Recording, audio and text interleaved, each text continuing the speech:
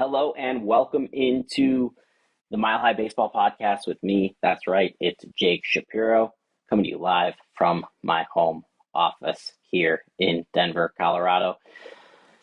Wow, what a week of baseball. 4 in a row. The Colorado Rockies are the hottest team in the National League right now and a positive homestand, including their first sweep in since the middle of last summer, breaking their franchise worst streak of 38 straight series without a sweep. So Rockies are playing really good baseball. And let me tell you, yesterday was my birthday. Just the perfect Rockies game for my birthday. Watched an inning or two of Wade Miley. Sat back on the couch, took a little bit of a nap, woke back up. It was 4-0. See the whole comeback, the 4 runs in the 7th, 5 runs in the 8th.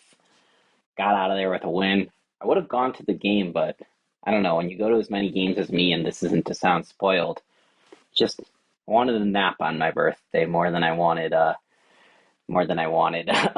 go to Coors Field.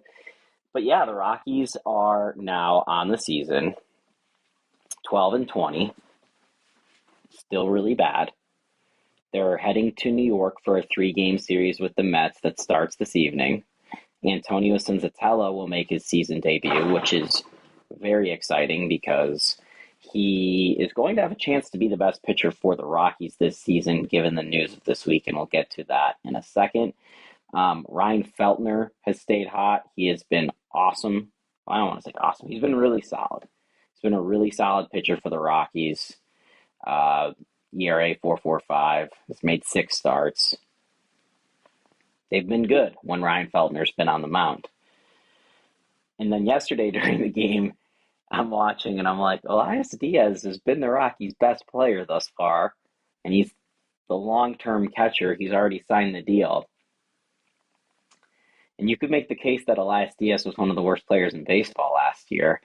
But I'm watching the game and I'm like, only the Rockies could find a way to have somebody pick up 2 pivotal runs while lowering their on-base percentage in 2 consecutive innings because they got 2 sacrifice flies there to continue the rally against the Brewers and the sweep against the Brewers team who came in here at 18-10, playing good baseball, and now find themselves in second in the NL Central. So that was pretty solid little wins against the Brewers.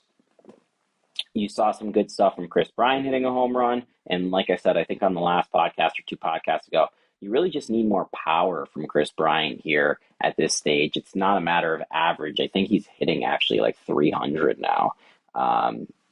Chris is at 309. You just need some of the power numbers. He's only had 4 home runs on the year to this point, and he's starting. You can see his bat's coming around, and maybe it was always going to take a little bit because the whole year off last year, essentially, or at least the second half of the year off, trying to regain that timing. So maybe Chris Bryant is just a breakout candidate and is going to have a really, really good, May through September. Randall Grichuk rejoined the Rockies this week, undefeated, since Randall Grichuk just come off the injured list. A solid addition to the Rockies. He's better than what they've had. He's not like a great player at this point in his career, but he's better than some of the depth that they have. So interested to see what Randall Grichuk does moving forward. Obviously, he's not going to continue to hit 600. That's something really impressed by Ezekiel Tovar over the last week. Seriously impressed, both offensively and defensively.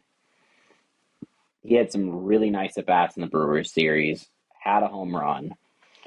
I thought he was really good in the game on Thursday, and he might be starting to figure this out a little bit. His defense is clearly ahead of his offense, at least for now. And we'll see, but it was nice for him to get his first home run. He's already had 100-plus plate appearances on the year. So, you're looking for a little bit more pop than that, but we can't all be blessed and have Troy Tulowitzki and Trevor Story every year at shortstop, as the Rockies are finding out, I guess, the hard way. So, yeah, you look around the ball club, and there are some positive signs. But the screaming on top of everything negative is what's gone on with the pitching staff over the last couple of days. And it's not like they've been bad. Like I said, they've actually had some really nice performances. Feltner was solid. I thought Seabold, once he settled in yesterday, was okay. Couple transactions. Austin Wynns joins the team. We'll see what kind of impact he has. They kind of need a backup catcher because Brian Severin ain't it. But yeah, the transactions is where we're going to start with this pitching side of things. And they dumped the other day Jose Urena, which finally he was just atrocious. And then the Rockies continue to make these roster moves. They recalled Connor Seabold, like I said. Noah Davis goes right onto the injured list after his bad start. So all the nice things I said about Noah Davis last week, put that on hold because he had a rough start and then goes onto the injured list. And that's always scary because you wonder how much that affects, everything else you're doing. Peter Lambert comes up. Denison Lamet, who I don't even know how to talk about what he did on Wednesday, where you're walking the bases loaded when you're up just a significant amount. That's just atrocious. He goes on the injured list. Ty Block gets DFA'd, and I think he caught on with the Isotopes. I think they snuck him through waivers. And now you're down roster spots, which is how the Rockies were able to get Austin Wynns. And German Marquez in all of this, he's on the 15-day IL right now, but that's going to be the 60-dayer here very shortly. He is done for the year with Tommy John surgery. I think the part that's really sad from a human standpoint on this is that you can make the case Marquez has been the greatest pitcher in Rockies history. If not, he's right there. It's Jorge De La Rosa. It's the 2 seasons of Ubaldo Jimenez. It's Jeff Francis. It's Aaron Cook. And it's German. German deserves to be in this conversation. And German, right before he got hurt, got into 3rd place on the Rockies all-time wins list for pitcher wins, hashtag. And he's 2 strikeouts away from tying the franchise mark in all-time Ks and 3 away from breaking it. So essentially, he's 1 start away. And he may never play for the Rockies again. He has a team option, I believe, which can be exercised next year. He most likely is going to be a free agent, or the Rockies will sign him to a smaller deal. And yes, German has made a very good amount of money in his baseball career over the 8 years he's been in the big leagues. But this is a significant blow to his earnings potential to essentially be out for the season of your contract year. You just feel awful for the guy, and he's been nothing but good to the Rockies and good to Colorado. So I guess that's the place to start, because you want to focus really on how terrible this is for German. Now for the Rockies, it's great they're getting Sensatella back this week, but German Marquez might have been the guy that was able to hold this team back from losing 100 games. And I know it's funny to have this conversation after they've won 4 games in a row, but they're going to win games at home. They really are. And this was my theory as to why they wouldn't lose 100 games, at least for the last, X amount of years, is you essentially had too many wacky things going on at Coors Field and such a good home field advantage that despite how bad things can get out on the road for the Rockies, you would bank enough wins at home just off randomness and good things happening. Now, this week might have been a case of that, and the Rockies are going to need a couple weeks and a couple series like this to avoid 100 losses. because their pitching staff, Freeland can win you some games on the road. Senzatella can win you some games on the road, and then it kind of stops there. Marquez was the stopper in the rotation. He was going to go 6 strong, maybe 7. And he would reset the bullpen, and it just has a cumulative effect on your team for series and weeks that you could have that guy every 5th day. Aside from the fact that he's, fantastic and he provides you a chance to win every time he's on the mound. So taking that away from the team might be pulling the thread that's holding the thing together, if you catch my drift. The rest of this pitching is just rough. And the fact that I'm talking about Ty Block and Jose Urena being gone, well, that's 2 guys who were in your starting or your opening day pitching squad, let's call it. And now those guys are gone, which means you've already eaten into the depth a little bit at the minor league level, and that's Seabold and Lambert and stuff like that, okay? What happens when the next injury comes? What happens when you want to move off Denison Lamet because he sucks or something like that?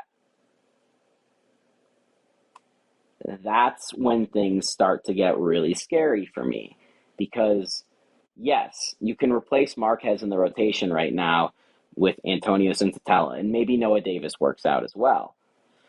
But you're very quickly running into really just running out minor leaguers and whoever you can get off the scrap heap. And you never know what you're going to get, and likely it's not going to be good. So that's why this German Marquez injury and replacing the 180 to 200 innings that he was likely to pitch this year is so devastating. Even in a season we know that they're not going to make the playoffs and things are looking bleak as is. This is the thing that takes a bad team to a horrendous team. And I don't want to be the negative person after they've won 4 games in a row and there were some positive things and the Brewers have a good pitching staff and they were scoring runs against them and yada, yada, yada. But you could make the case that the Rockies have just lost their best player for the year and perhaps for a significant portion of next season as well. And that's why I have spent the most amount of time on the German Marquez stuff. But again, let's not forget about how solid Antonio Senzatella is. He's been a career 4th starter on a good team. Like any team that has Antonio Senzatella as their 4th starter is probably going to go to the playoffs. He's been a 2 or a 3 with the Rockies for most of his career, except the time where he was a 5th starter with the Rockies and they went to the playoffs. 5, maybe 6, mostly a 5 and die guy, but the Rockies will 100% welcome him back. I just do also want to give a shout out to Jake Bird, rubber arm Jake Bird, who has been very solid. I think he leads the National League and maybe Major League Baseball in appearances thus far. He's been so good out of the bullpen, so important to the Rockies. I mean, not necessarily like dominating out of the bullpen, but just so reliable as a guy that Bud Black can turn to. I'm just looking at Bird's stats on the year. Yeah, it's been Feltner and Bird have been the Rockies' best pitchers thus far. Feltner through 30 innings, Bird through 22 innings. How many games the Rockies played? So that means they've played 32 games. Bird's thrown 22 innings. I'm just doing the quick math on my head. What if Jake Bird throws 100 innings out of the bullpen this year? Not going to happen. But he's on pace to. A lot of relievers throw about 22 innings for a season. He's already at 22 innings. So that's fun. Jurickson Profar, good defender. That has not worked out well. Not a conversation for this show, but let's have it soon and remind me to. Bill Schmidt's offseason. We knew it was bad, but somehow it's been even worse than what we thought it was going to be or what it would turn into here. Yeah. That was bad. All right. Mile High Baseball Podcast. We like to do them quick here unless I've got a guest. I'll give you more next Friday. Always Friday, live at 1 o'clock Mountain Time. I'm Jake Shapiro. I'll be watching this Rockies Mets series all weekend long, and then whatever's ahead for the Colorado Rockies. Coming to you from home because I'm too tired from all these late night Nuggets games, and I've got another one tonight. This is the overlap for me, Nuggets and Rockies right now. And we'll chat soon, all right? Thanks for tuning in.